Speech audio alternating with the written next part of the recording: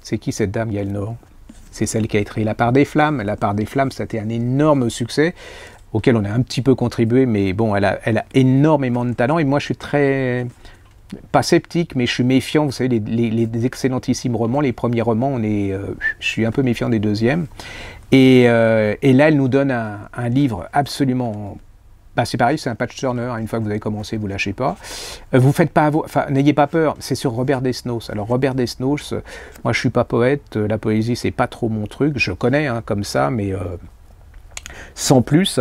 Et c'est la vie de cet homme. Mais à travers, alors c'est un homme extraordinaire, hein. C'est un poète incroyable, c'est quelqu'un de libre.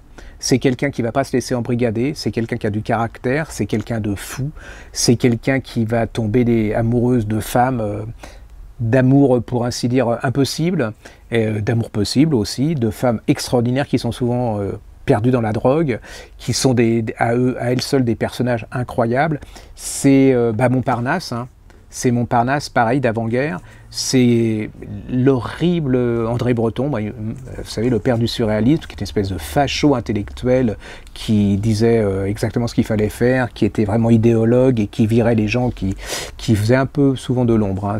Souvent, il n'aimait pas beaucoup le talent, qu'ils étaient supérieurs aux siens.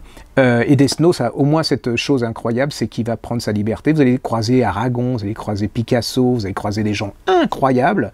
Vous allez avoir la vie quotidienne qui est un peu différente de celle de Modigliani à Montparnasse. Vous allez avoir cet homme, j'adore la passion de cet homme pour une des femmes en particulier pour lequel il va tomber complètement fou, qui va être complètement désespéré. C'est aussi, personne ne le sait, mais il était juif et donc, enfin peu de gens le connaissent, le savent, c'est qu'il est mort en camp de concentration. C'est un type courageux, c'est toute une époque, c'est une espèce de... Avant la guerre, vous savez, il va se passer quelque chose, on s'en doute sans s'en douter, tous les gens réagissent différemment, mais il y a une espèce de truc, quoi, et voilà.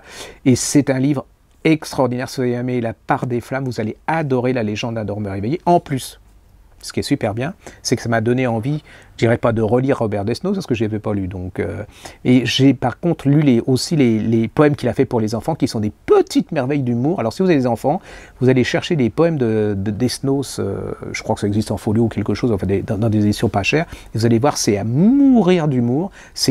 Il joue avec les mots, c'est brillantissime, voilà, il y a des livres pour lesquels il n'y a pas forcément de mots, il y a un moment où il faut savoir se taire. Ça s'appelle Légende d'un dormeur éveillé chez Héloïse d'Ormesson. Alors un petit conseil, si vous voulez en voir plus, si vous voulez en entendre plus, abonnez-vous à notre chaîne Griffes Noires TV sur YouTube.